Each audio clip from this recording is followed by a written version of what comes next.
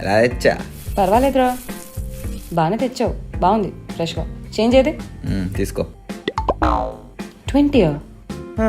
ఇదెంత? 30. Are you serious Ajju?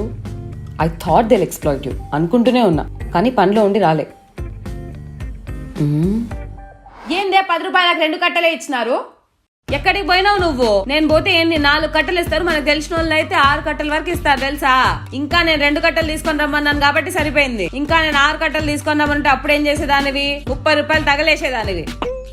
నువ్వు maths లో పూర్ అనుకున్నాను కానీ ఇంత పూర్ అనుకోలే. అనవసరంగా అన్ని లాస్ పనులే.